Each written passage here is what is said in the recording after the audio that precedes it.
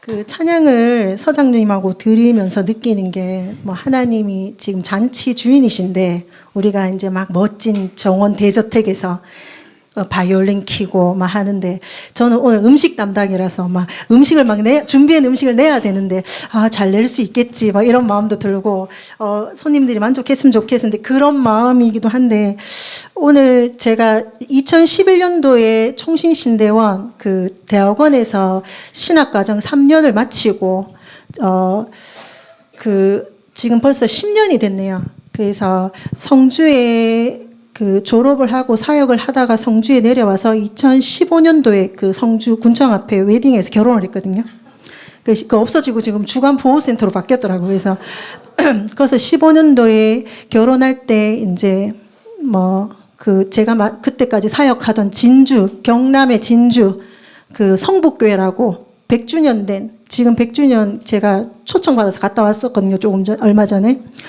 거기서 유치부 사역을 마지막으로 근데 그 담임 목사님 오셔서 주례를 해주셨었거든요. 그래서 봄이 아빠랑 결혼하고 그때가 37살이었는데 늦게 결혼을 했거든요. 늦게 신학을 했기 때문에 그래서 이제 성주에 정착 아닌 정착을 하면서 3년 만에 만 40에 봄이 낳고 많은 어려움을 겪고 성주에서 지금 10년째 합동 쪽에서 신학을 했기 때문에 그 가장 보수이면서 여자는 안수 절대 안 된다 이렇게 하는 그 제사장들만 모여 있는 곳이기 때문에 예수님이 다 철폐하셔가지고 이제 새 질서 새 창조 안에 들어가야 되는 아직도 구약에 계시는 분들이 많아가지고 그래서 맨날 신학은 같이 똑같이 공부해놓고 맨날 단상만 쳐다보고 있다가 저 하나님 감리교회 하나님 은혜로 이 하나님도 우리 하나님인데 감리교회 어떻게 하 목사님을 만나게 돼서 이제 감리교단에서 이제 제 인생의 첫 설교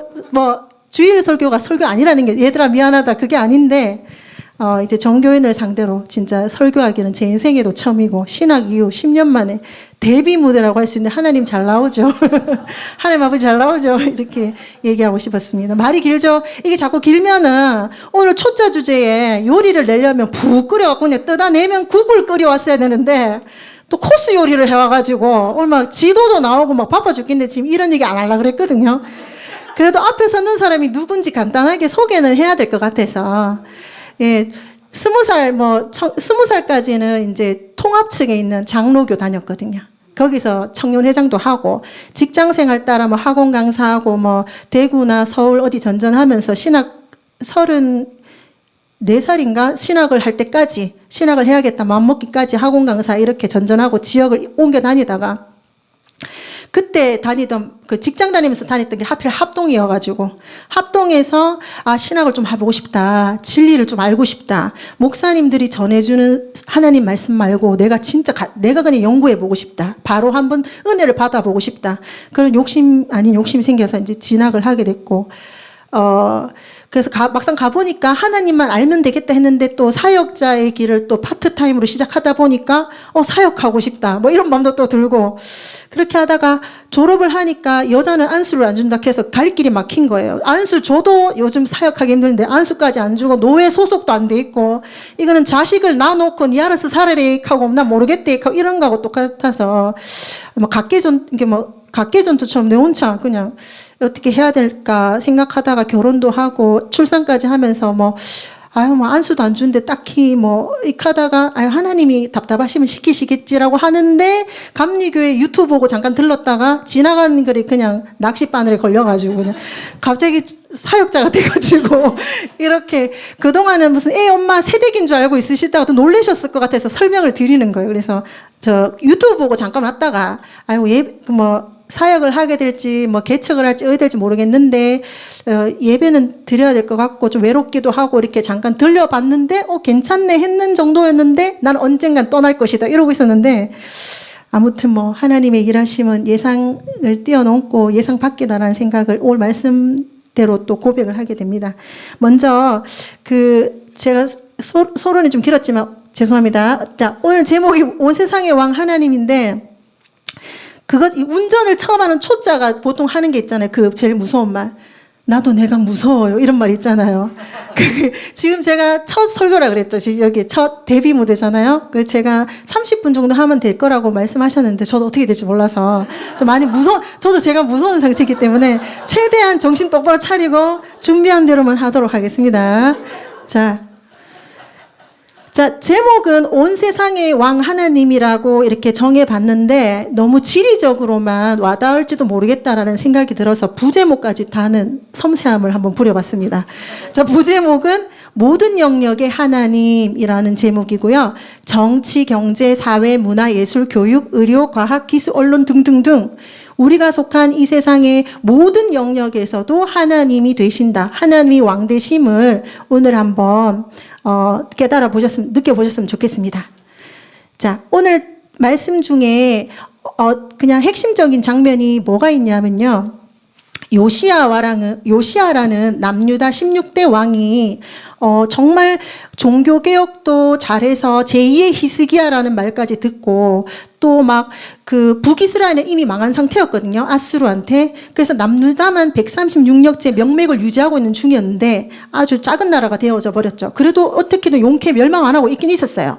그래서 그 가운데 있던 중에 잘하고 있었는데 그 북이스라엘에 남아있던 유민들까지 포함해서 다윗 왕국 때 있었던 통일 왕국의 어떤 모습까지도 갖추고 정말 종교개혁도 해서 제2의 히스기야라는 소리도 듣고 어떻게든 좀 과정은 좀 그렇지만 어떻게든 북 유민을 합쳐서 통일 왕국의 모습까지 해서 다윗 왕족까지 생각하게 하는 그런 엄청난 성공 아닌 성공을 거두는 그런 요시야가 갑자기 죽어버려요. 그래서 저 성경을 읽다가 막 또 우상숭배하고, 하나님 앞에 악을 행하고, 보시기에 악을 행하고, 이래 애미기는 왕들 막 보다가, 요시야 만나니까, 막 위로를 받다가 갑자기 딱 뜬금없이 갑자기 죽어보니까, 뭐지? 하면서, 야는 살아야 되는데, 이런 생각 막 좀 들었거든요. 너무 뜬금없다. 뭔데? 이런 생각 들었는데, 그래서 좀 연구를 해봐야 돼. 이 생각이 들었거든요. 그래서, 이 상황을 설명할게요. 먼저, 지금 이 상황입니다. 이 상황. 자, 맨 밑에 느고가 아시리아를 도우러 출정하다 이런 내용 있잖아요. 요쪽이 애굽, 지금의 이집트가 요쪽에 있고 그 지나가는 길목이 길쭉하게 이스라엘이잖아요. 맞죠?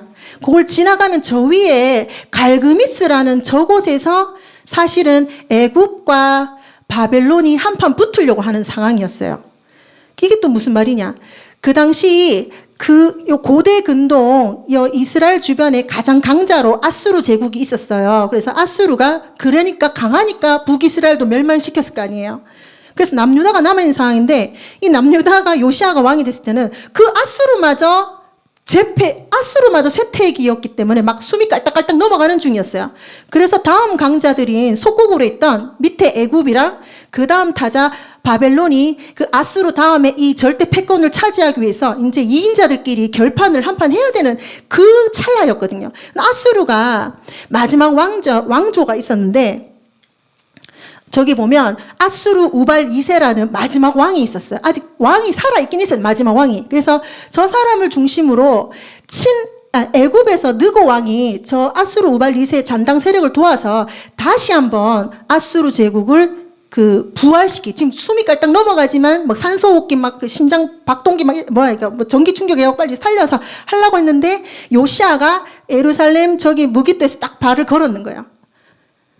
그런 상황에서 또 안타깝게 요시야가 죽어버리는 이런 내용이었습니다. 그래서 그 국제 정세를 좀 이해하면 이 본문 말씀이 또 더 와닿기 쉬울 겁니다.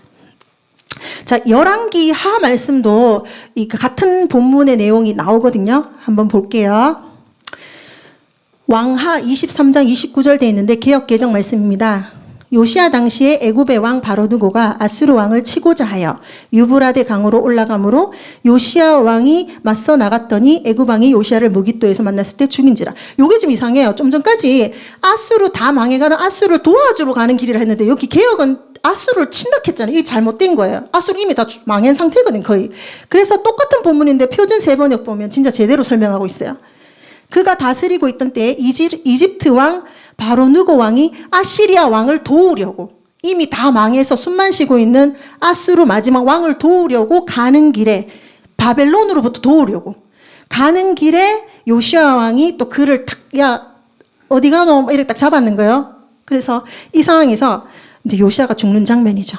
그래서 저도 이해가 안 가요. 성경 말씀은 하나도 안 틀려야 되는데, 개역 개정은 아수르 왕을 치고자가 아니라 사실은 아수르 왕을 도우려고 가는 길이거든요. 그래서 성경 연구를 좀 필요하다 이런 생각 들었고, 어쨌든 중요한 거는 애굽이 이스라엘을 지나서 그 아수르 잔당을 도와서 바벨론과 싸우러 가는 길에 요시야가 맞닥뜨리는 장면이었다. 이렇게 말씀을 드리고 싶습니다. 영어 성경 NI도 보면 to help the king of Assyria. to help가 돕는다는 뜻이잖아요. 아시리아 킹을 도우러 가는 길에 이런 뜻입니다. 그래서 요시야를 한번 더 설명해 보도록 하겠습니다. 자, 요건 틀어놓고요. 자, 요시야 이름의 뜻은 여호와가 도우신다, 즉 야훼가 도우신다는 뜻입니다. 즉위 나이는 8세, 초등학교 1학년 나이입니다. 예루살렘에서 31년 동안을 다스립니다. 남유다죠. 일단 북이스라엘 망한 상태니까. 그리고 다윗의 왕조입니다. 하나님이 도우신다는 그의 이름처럼 요시야는 안팎으로 하나님의 도우심을 받습니다. 요시야는 8세라는 어린 나이에 왕이 되어서 나라가 위기일 수 있었지만, 사실 요시야는 북이스라엘 초대왕 여로보암 시대에 하나님의 한 사람의 입으로 남북 이스라엘 땅에 우상 척결할 왕으로 예언되었던 자였습니다. 자, 요시야가 8세에 즉위했으니까 즉위 8년 후, 즉 16세 때부터는 그의 조상 다윗의 하나님을 비로소 찾기 시작했습니다. 그리고 즉위 12년, 즉 20세 때는 유다와 예루살렘을 비로소 정결하게 하고 대대적인 우상 척결을 합니다. 이때 베델에 있는 여로보암이 세운 제단과 산당을 헐고 불사르는 중에 자신에 대해 예언했던 하나님의 사람의 비석을 발견하기도 합니다. 그래서 자신의 믿음의 행보에 확신을 얻었을 수도 있겠다라는 생각이 들었습니다. 즉위 13년이 되던 21세에는 선지자 예레미야가 소명을 받던 해입니다. 동시대 선지자가 예레미야라는 걸 알 수가 있죠. 즉위 18년인 26세 때는 대대적인 성전 보수 작업을 했는데요. 성전 보수는 원래 왕이 해야 할 일이었습니다. 그 땅과 성전을 정결하게 하기를 마치고 그의 하나님 여호와의 전을 수리하려 하여 서기관 사반과 시장 마아세야와 요아를 성전으로 보냈습니다. 요시야가요. 그들이 대제사장 hil기야에게 나아가 전에 모아둔 헌금을 주고 그 돈을 여호와의 성전 공사를 감독하는 자들에게 주어서 수리하게 했습니다. 그 사람들이 감사하게도 그 일을 성실하게 잘 했고요. 또 무리가 여호와의 전에서 헌금한 돈을 꺼낼 때 제사장 hil기야가 모세가 전한 여호와의 율법책을 발견하고, 제사장 hil기야는 서기관 사반에게 건네주고, 또 사반은 그 율법책을 들고 요시야 왕에게 나아가서 왕이 명령한 것을 다 준행했다면서 보고를 하는 동시에 제사장 hil기야가 주도하면서 왕 앞에서 모세의 율법책을 읽습니다. 요시야 왕이 그 율법책을 듣고 곧 옷을 찢습니다. 그런 내용이 요시야서에 나오거든요. 요시야 그 행적 중에. 자, 성경에서는 사람들이 자신의 옷을 찢는 일에 대해서 여러 차례 묘사를 합니다. 그러한 행동이 오늘날 우리한테는 좀 이상하게 비춰지지만, 당시 고대 근동 유대인들 사이에서는 자신의 옷을 찢는 것은 절망이나 슬픔, 수치심, 분노, 애통 같은 심한 감정적 동요를 나타내는 행동이었습니다. 예를 들어서 르우벤은 요셉이 노예로 팔리는 바람에 구출하려고 했는데 안 됐잖아요. 그래서 막 옷을 찢었고, 또 그 다음에 아버지 야곱은 그 들짐승이 요셉을 잡아먹었다고 하면서 막 옷을 찢었고, 또 그 다음에 욥의 자녀들이 죽었을 때 그 소식을 듣고 욥도 옷을 찢었고, 그 다음에 전쟁에 나갔다가 지고 와가지고 대제사장 엘리 앞에서 그 패전 소식을 전하면서 옷을 찢어서 아예 왔죠. 그 사람은. 자, 이런 식으로 슬픔을 표현하거나 회개를 나타내는 그 뜻으로 옷을 막 찢었는데, 요시야 왕은 율법의 말씀을 듣고, 이거는 선지자의 도움 없이 그냥 율법 말씀 바로 들었을 때 이 사람이 왕이 바로 옷을 찢어졌습니다. 자, 그래서 요시야 왕은 이 발견한 책에 대해서 여호와께 다시 제대로 물으라면서 그 당시 대제사장 힐기야와 선지자가 아니고 서기관 사반을 포함한 5명에게 명령을 해요. 이거 가서 좀 알아온다. 더 자세하게 알아온다. 그래서 제사장 힐기야와 왕이 보낸 사람들은 다른 선택지를 사용하지 않고 바로 여선지자 훌다를 찾아갑니다. 이 훌다는 그 하급 관리 왕족의 옷을 이렇게 하는 그 사람의 부인이라 그랬잖아요. 그게 중요한 일인가 싶긴 한데 사실은 그 여선지자를 설명하기 위해서 그냥 남편이 누구다 요 정도 그렇게 중요한 건 아닌 것 같아요. 그래서 여선지자 훌다를 찾아가는데 훌다가 그 훌다에 대해서 잠깐 얘기하면 훌다는 예루살렘 성의 둘째 구역에 살고 있다 이런 내용이 언급돼 있거든요. 성경에서 좀 여기 요시야의 상황에서 훌다가 좀 언급되니까 얘기하는 건데 그 둘째 구역에 살고 있다라는 거는 좀 중요한데 예루살렘 중심으로 활동하던 중앙 선지자였을 수 있다라는 걸 의미한다고 합니다. 그 여자지만 그 당시 사람 수에도 안 되는 여자지만 그 주변 사람들한테 권위를 어떻게 보면 선지자로서 인정을 받아서 어떻게 보면 서울 중앙이 있으면 되게 유명한 거잖아요. 어떻게 보면요. 그래서 그렇게 볼 수 있고요. 그 당시 소명받은 지 5년이나 되었던 예레미야 선지자, 스바냐 선지자가 이미 활동하고 있었는데도 대제사장이 포함된 왕의 대규모 사절단이 주저하지 않고 고민도 안 하고 그 여자 선지자한테 바로 갔다. 이걸 봤을 때는 훌다가 무척 잘 알려지고 국가의 신임을 받은 예언자였을 수 있다는 것을 알 수도 있습니다. 어쨌든 훌다에 대해서 잠깐 봤고요. 그 훌다는 이들에게 이스라엘의 하나님 여호와께서 이같이 말씀하기를 이라는 식으로 전형적인 예언자의 예언 방식으로 이렇게 예언을 합니다. 훌다 예언은 2가지였는데요. 첫째, 요시야 왕이 읽었던 그대로 유다에 반드시 재앙은 내리실 거다. 유다 멸망에 대한 예언을 확인해 줬고요. 둘째, 요시야 왕 개인에 대한 예언을 했는데요. 요시야 왕이 말씀을 듣고 회개하는 소리를 듣고 여호와께서 들으셨기 때문에 요시야 왕 때에는 이 재앙이 일어나지 않고 요시야 개인은 평안히 묘실에 들어간다는 것이었습니다. 어디서 많이 듣던 패턴의 말씀인데 이 장면은 히스기야 때도 똑같았어요. 그래서 요시야를 제2의 히스기야라고 하는 사람들이 있는 것 같습니다. 요시야는 이 심판 선언을 듣고 회개하였던 왕들이 있잖아요. 니아케라 이러면 바로 죽는 거잖아요. 어떻게 보면 가는 거잖아요. 그냥 자기 멸망을 자초하는 건데 그렇습니까? 제가 잘못했습니다. 이런 사람이 있었잖아요. 그게 바로 누구냐면 다윗.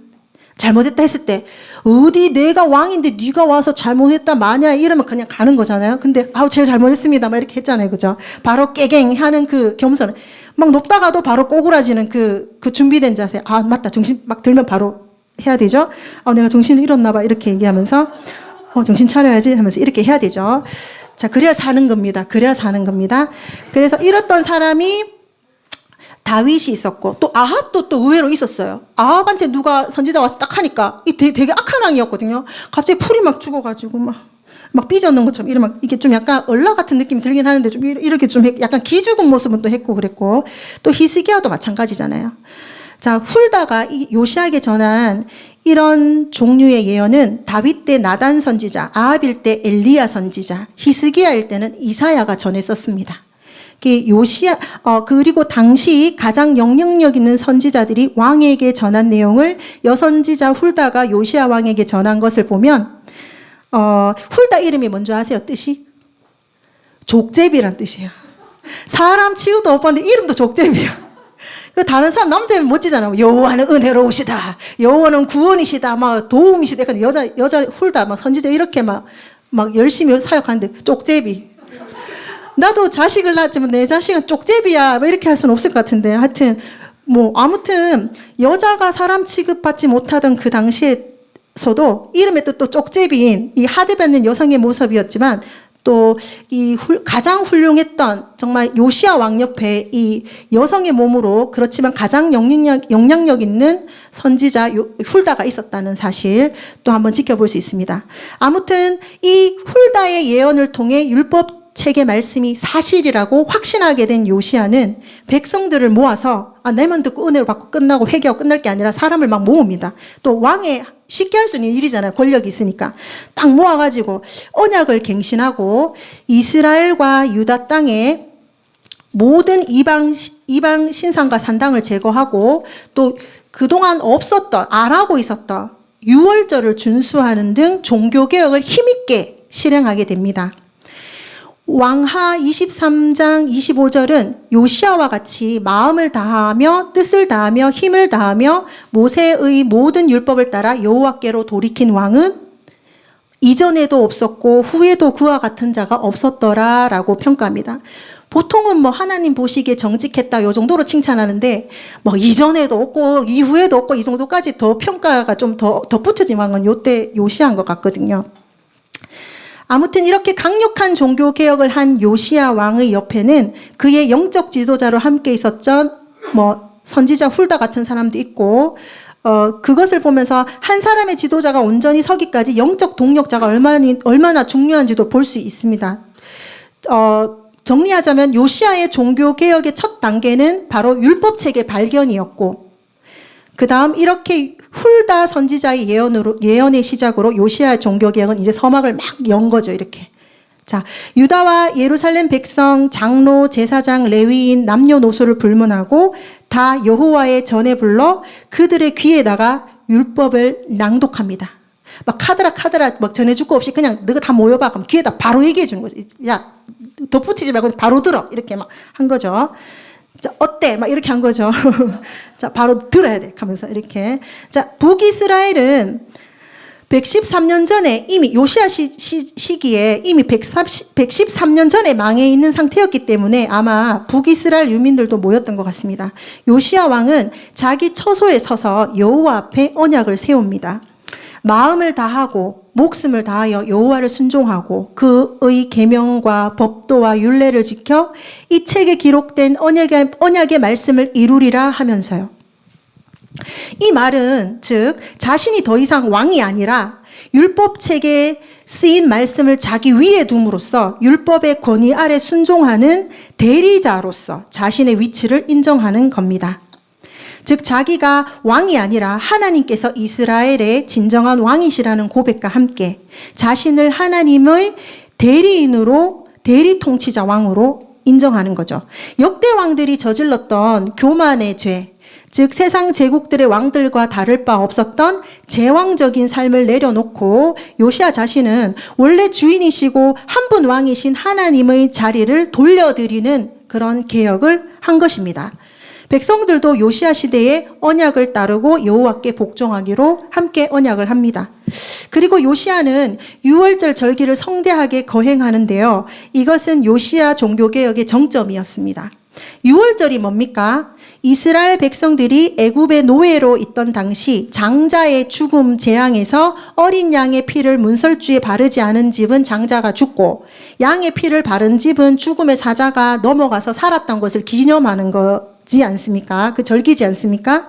성경 기자는 요시야가 사무엘 이후 가장 성대하고 규모 있게 지켰다고 서술합니다. 사무엘까지 올라갑니다. 요시야가 지켰던 유월절은 사무엘, 다윗 이전까지 올라갑니다. 그 이후로 되게 막 최고였다. 막 이렇게 평가하죠.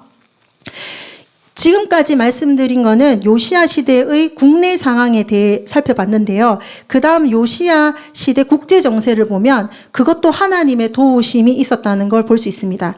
할아버지 므낫세, 아버지 아몬 얼마나 악한 왕이었습니까?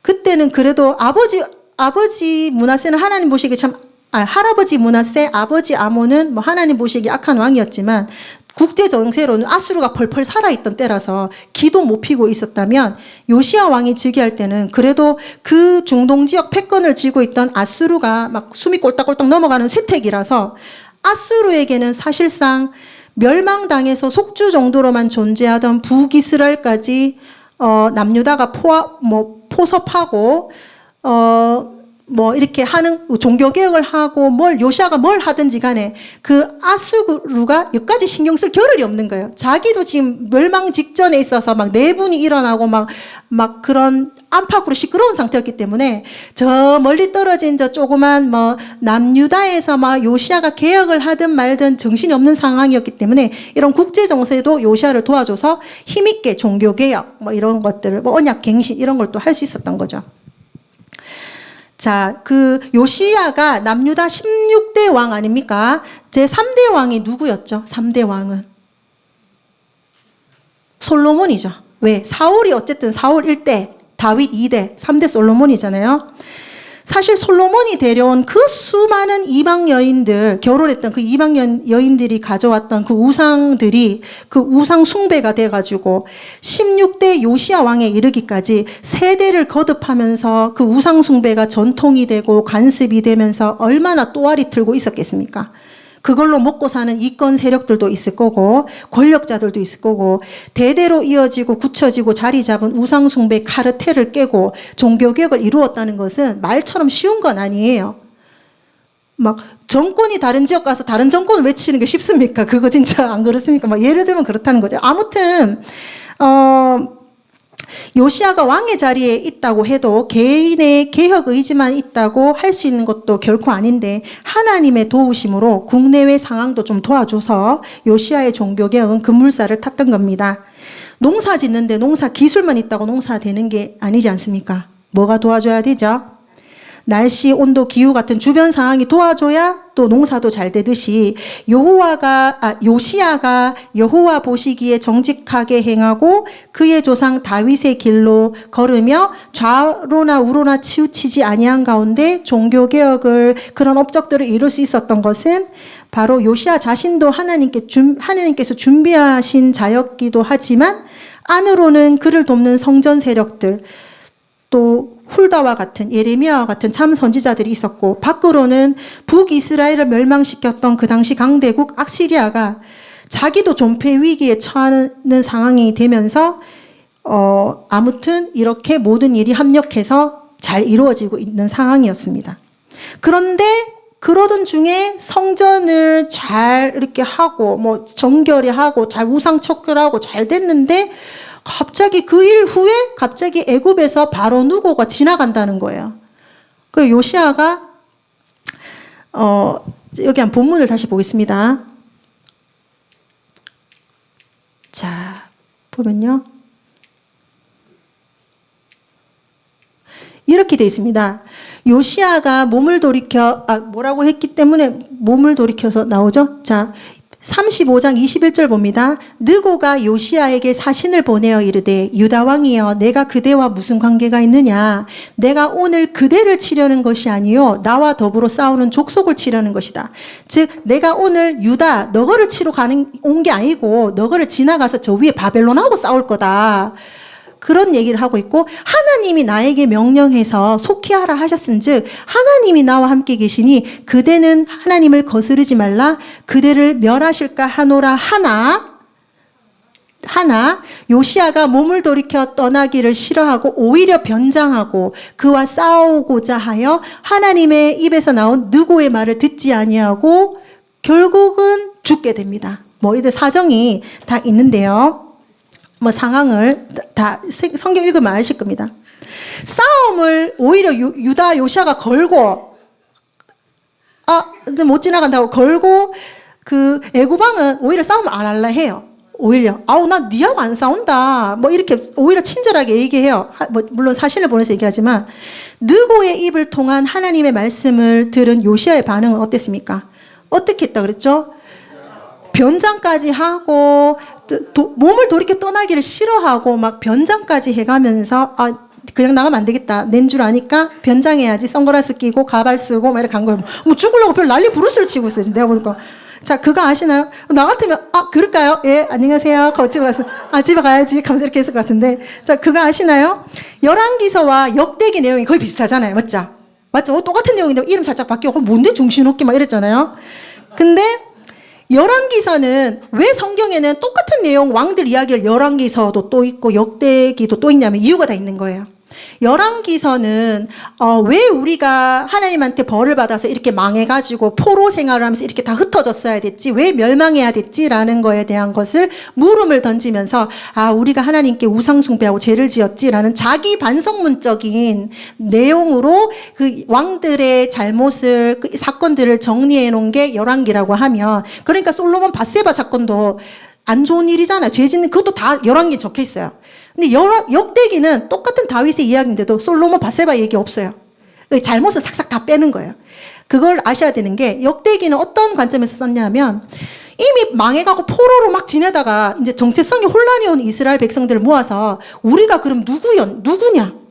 우리는 천지를 지은 하나님의 선택받은 백성인데 뭐 하나님만을 섬기고 언약 백성, 이런 정체성을 세워야 돼서 오히려 족보를 막 따져야 되고, 우리 이런 사람들이야, 이런 우리 시시한 포로들이 아니야, 이런 의미에서 역사를 기술해야 됐기 때문에 뭐 다윗 같은 훌륭한 왕도 있었고 솔로몬도 있었고 막 성전이 어마어마해서 전 세계에서 구경까지 왔어, 막 이렇게 얘기를 해야 되는데, 근데 다윗이 밧세바랑 있잖아, 이런 말 적을 필요가 없는 거예요.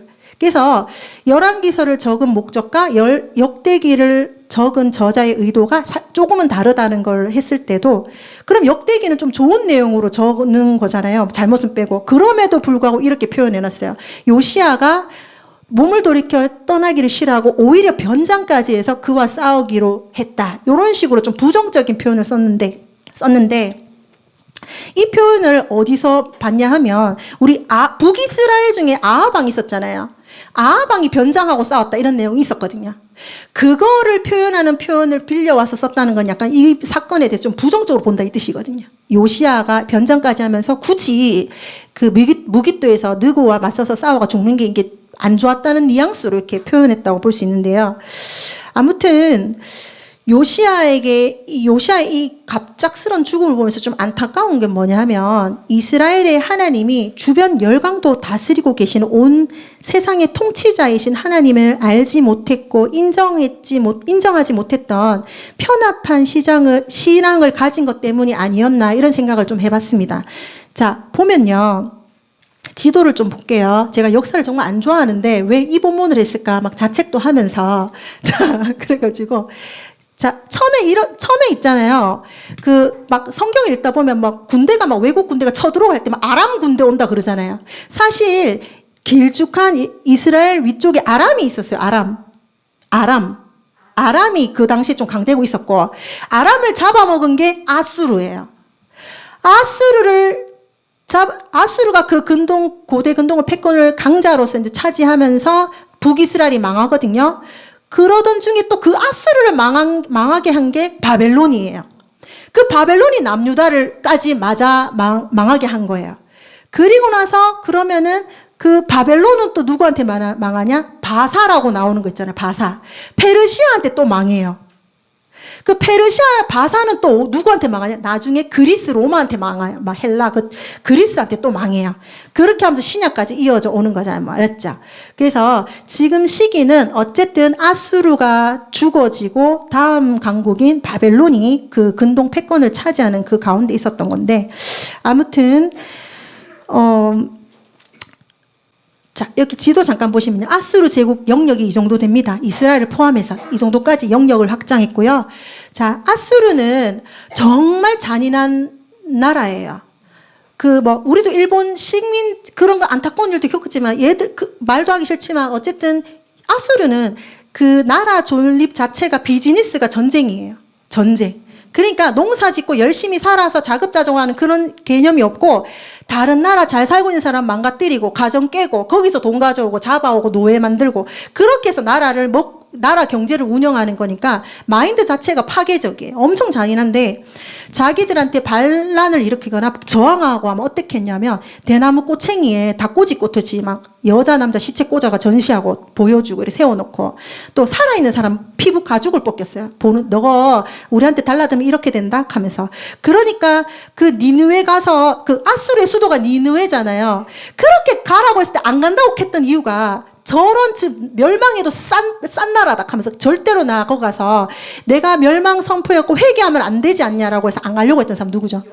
요나가 그걸 알기 때문에 그만큼 가기 싫었던 거예요. 의지가 나면 가서 복음 전했을 낀데, 정말 저 아수르 저 니누의 자들은 진짜 죽어야 마땅하다. 저 진짜 저 지옥 불수시기로 써야 된다 하면서 이렇게 생각할 정도로 하나님 다른 사람 다 구원해도 아수르만큼은 제발 구원하지 마세요. 막 이런 마음으로 선지자조차도 가라 하면 가야 되는데 가기 싫었던, 얼마나 악을 주변에 많이 행했으면 치를 떨었다는 거죠. 그거에 북이스라엘이 망했고, 그러니까 또 저 사람들이 제일 나쁜 게 또 뭔지 아세요?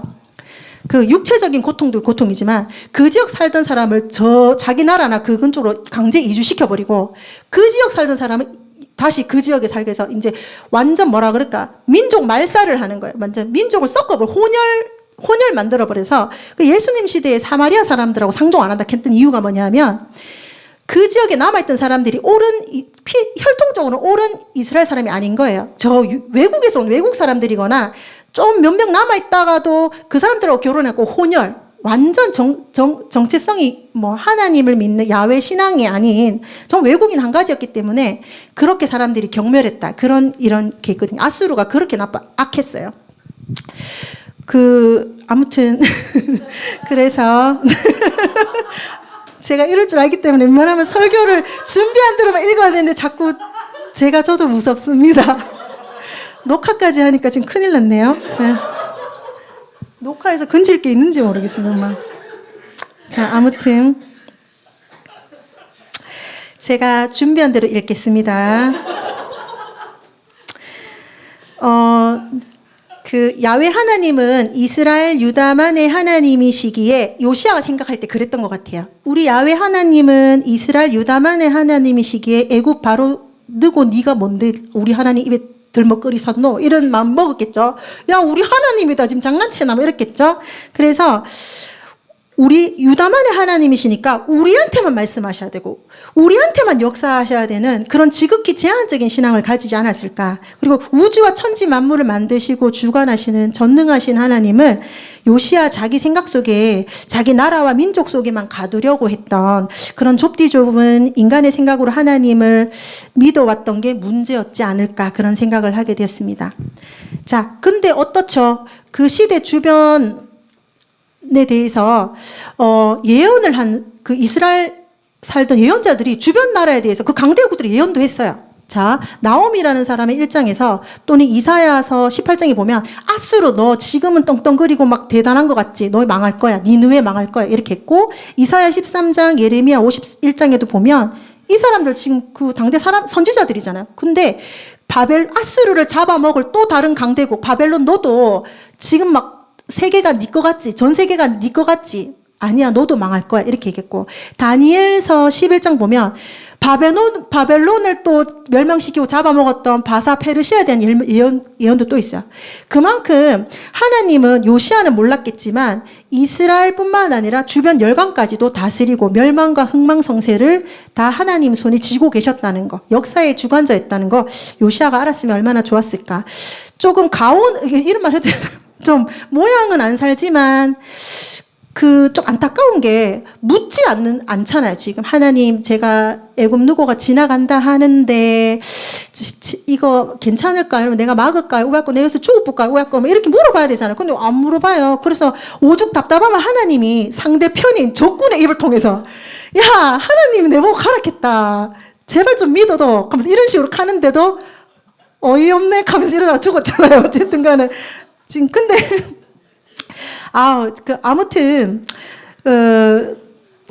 그 당시 강대국들은 몰랐겠지만 이스라엘을 멸망시킨 그 시대에 피라미드의 정점에 있던 그 왕들조차도, 또 그 왕들의 더 큰 영역인 그 제국들의 최상위 그 정점에 있는 그 강대국들의 운명까지도 하나님은 자기 손 아래 두고 다스리고 계셨다는 거.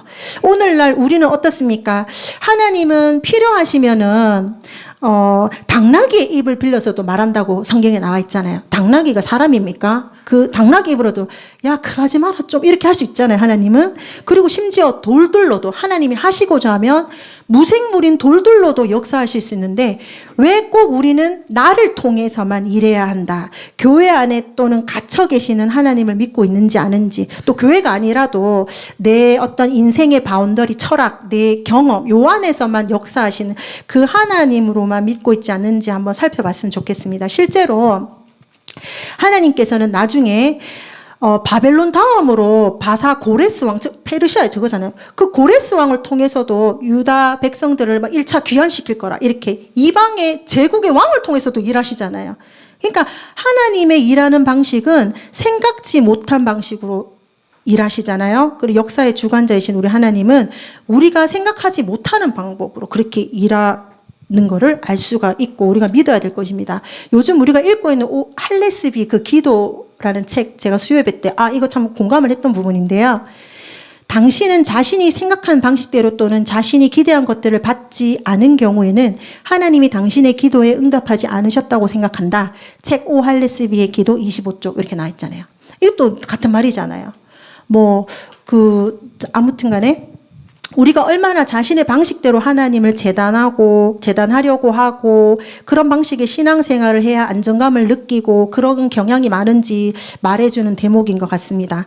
하나님은 언제나처럼 우주 만물 가운데 충만히 거하시며 다스리시며 만물의 주인이십니다. 우리가 살아가는 가정, 직장, 나라, 사회, 경제, 정치, 문화, 예술, 교육 문화를 다스리고 계시는 전능하신 하나님이십니다. 교회에 갇혀서 역사하시는 제한적인 하나님이 아니라 온 세상, 온 우주의 통치자이심을 믿으신다면 예배당 안에서만 하나님을 찾는 것이 아니라 세상 속에서 곳곳에서 역사하시는 하나님의 손길을 보고 그분을 찬양해야겠습니다. 물론 우리는 예배당에 와서 예배를 통해 말씀을 듣고 위로도 받고 해야 합니다. 그리고 나아가 우리가 일상에서 마주해야 하는 세상 속에서 여전히 동일하게 역사하고 계시는 세상의 왕이시기도 한 우리 하나님을 믿어야 합니다. 세상 사람들의 인생과 세상 모든 영역들이 우리처럼 하나님 통치 아래 있다는 사실을 믿으면 두려워하지 않게 됩니다. 그리고 담대함으로 오늘을 살아가게 됩니다. 믿는 사람들뿐만 아니라 필요에 따라서는 하나님은 안 믿는 사람들조차 함께 일하게 하시고 사용하셔서 하나님의 뜻을 이루어 가실 수도 있으며 극단적이고 좁은 시야의 신앙이 아니라 크신 하나님을 바라보며 믿음의 그릇을 더 키우고 좀 더 느긋하고 여유로운 성숙한 믿음의 단계로 나아가야 합니다. 성전의 개념을 우리 일상의 영역인 가정과 직장, 사회로 확대시켜 가야 합니다. 하나님을 온 세상의 주인으로 인정하지 못하면 어떤 일이 일어날까요? 우리는 성주감리교회 성도님들은 안 그렇지만 우리가 만약에 온 세상의 주인이 아니라 교회의 하나님이다 라고만 해버리면 우리는 교회 공동체 안에 너무 집중하게 됩니다. 그리고 그 일하는 사람이나 이런 거 너무 집중하고 왜 저러지 이러고 있는 거예요. 되게 불필요한 것들에 상처받고 집착하고 아주 낭비적인 신앙을 하게 되는 것입니다. 교회에만 너무 이렇게 집착하면요. 하나님은 삶의 영역 곳곳, 즉 정치, 경제, 사회, 예술, 의료, 과학, 기술, 문화, 교육, 언론을 다스리고 역사하시는 역사의 주인이십니다. 교회의 영역에만 갇혀 계시는 분이 아닙니다. 하나님을 믿는 우리는 길지도 않은 인생 하나님 앞에서 이 땅 가운데 살아가면서 나만 은혜 받고 머무는 신앙이 아니라 삶의 곳곳에서 하나님 나라를 이루고 정의를 실현해 가는 일에 우리의 모든 에너지를 발산해야겠습니다. 네. 자, 아무튼 다 얘기는 끝난 것 같습니다. 왜 자꾸 나오지? 잠깐만. 네.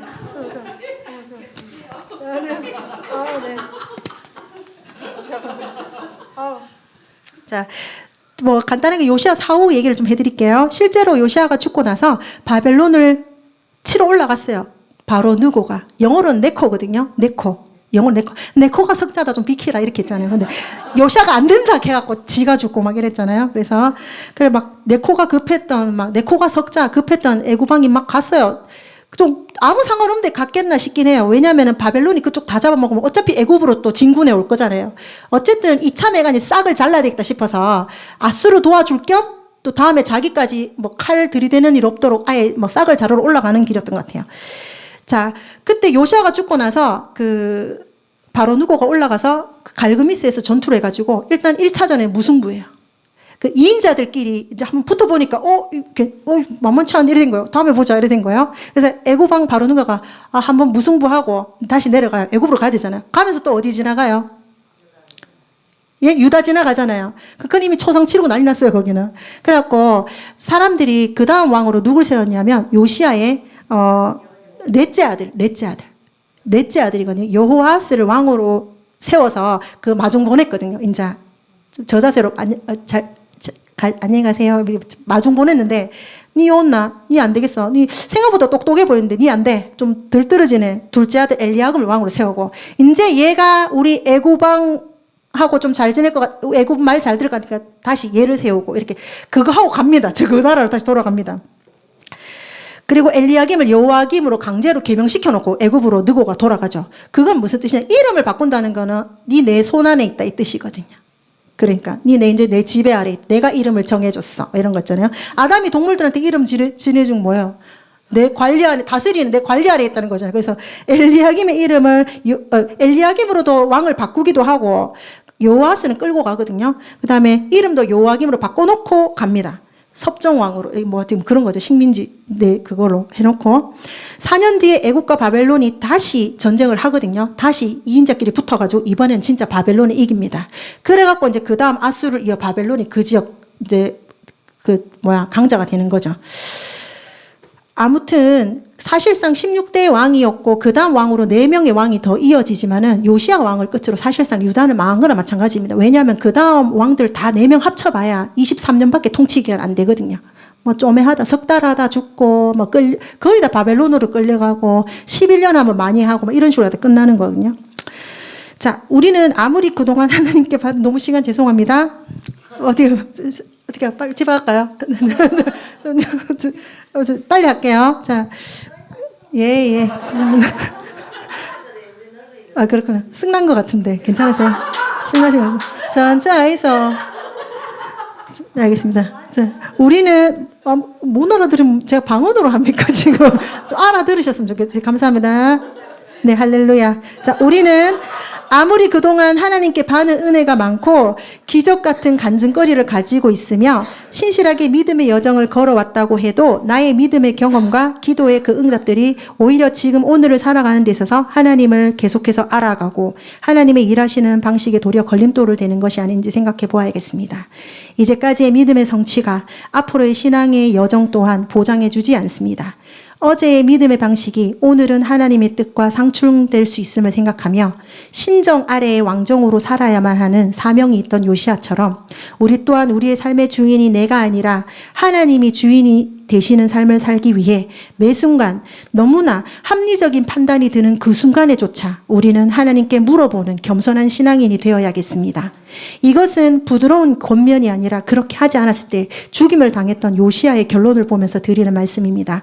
인생을 살면서 문제를 만나서 도저히 답이 없어서도 기도해야겠지만 답이 너무나 분명할 때는 더욱더 기도해야겠습니다. 이것이 하나님의 뜻에 합당한 선택인지 계속해서 하나님이 우리 인생의 주인이 되시도록 자꾸 물어보는 신앙의 여정을 걸어가야겠습니다. 자, 기도하나요? 이제 기도 끝. 찬양할게요. 자, 찬양 내 영혼의 찬양 28장입니다. 내 영혼의 찬양 28장입니다. 주님 큰 영광 받으소서. 페이지 28쪽입니다.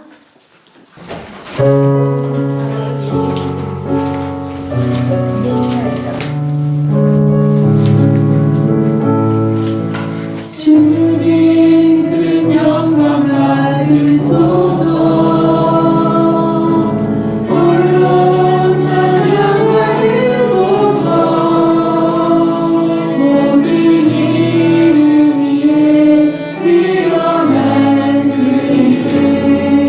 온 땅과 하늘을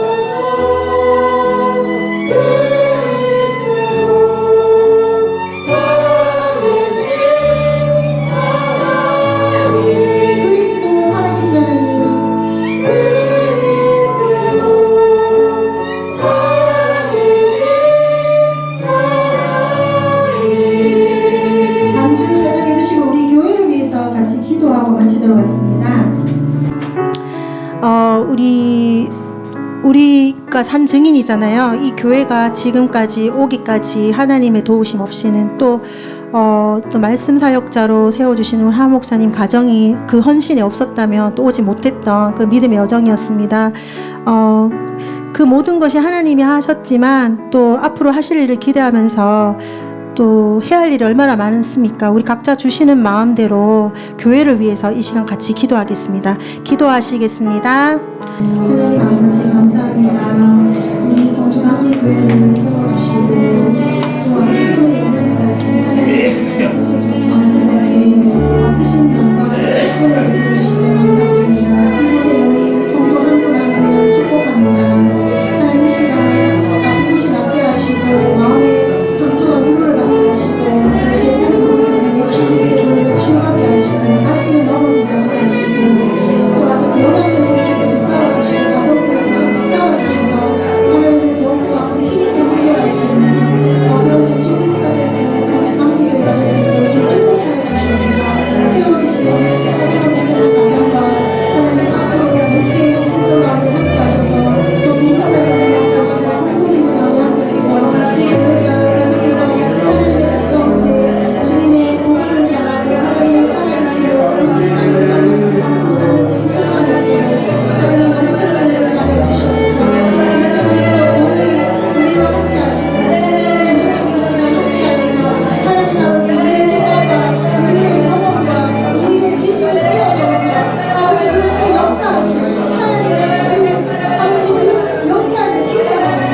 아버지 우리는 그것을 눈으로 보고 하나님께 영광을 돌릴 수 있는 우리의 위대한 자녀를 백성을 다닐 수 있도록 축복하여 주시옵소서. 하나님 아버지 우리의 지친 우리와 나의 우리의 영혼 우리의 믿음 연약함을 주님 앞에 내어놓습니다. 하나님 이 시간 우리를 위해 아버지께서 기쁘시는 뜻대로 역사하시는 우리를 사용하여 주시옵소서. 이 모세 성지 감리교회로 세워주실 때 하나님의 그 하나님의 뜻이 있으실 텐데 그 뜻이 선하게 이루어지는 일에 우리가 사용되게 하여 주시고 그 일들을 인하여서 지켜보고 하나님께 기뻐하고 감사하는 우리 모두가 될 수 있도록 도와주시옵소서. 모든 영광과 존귀와 찬양을 받으시기에 합당하신 하나님, 이 시간 말씀을 통해 요시아의 죽음을 보면서 우리 또한 하나님께 묻지 않고 내 생각대로 내 방식대로 하나님을 믿어왔던 잘못을 고백합니다. 온 우주를 창조하신 하나님 존전 앞에 우리는 먼지 티끌도 안 되는 욕망덩어리 구제불능 존재들인데 그 귀하신 하나뿐인 독생자 예수 그리스도를 통해 믿는 자들을 구원해 주시는 은혜에 감사를 드립니다. 우리 안에 또아리 틀고 있는 교만을 깨뜨리시고 우리의 지혜 없음을 믿음 없음을 도와주셔서 온 세상의 왕 되신 하나님을 겸손히 섬기며 주님 기쁘신 뜻대로 행하며 살아가게 하소서. 진리를 알지니 진리가 너희를 자유케 한다고 하셨습니다. 진리를 바르게 알게 하여 주시옵소서. 성주 감리교회와 한국교회와 전 세계 모든 교회에서 주님의 진리의 말씀만이 바르게 선포되게 하여 주옵소서. 우리 또한 진정한 진리를 알고 하나님 보시기에 참되게 살며 그리하여 우리가 접하고 살아가는 일상 속 정치, 사회, 경제, 예술, 의료, 과학, 기술, 문화, 교육, 언론 모든 영역에서 하나님 나라를 확장하며 온 세상 모든 영역의 왕 되신 하나님을 참되게 예배하는 하나님께서 인정하시는 우리 모두가 되게 하여 주옵소서. 예수 그리스도의 이름으로 기도드립니다. 아멘.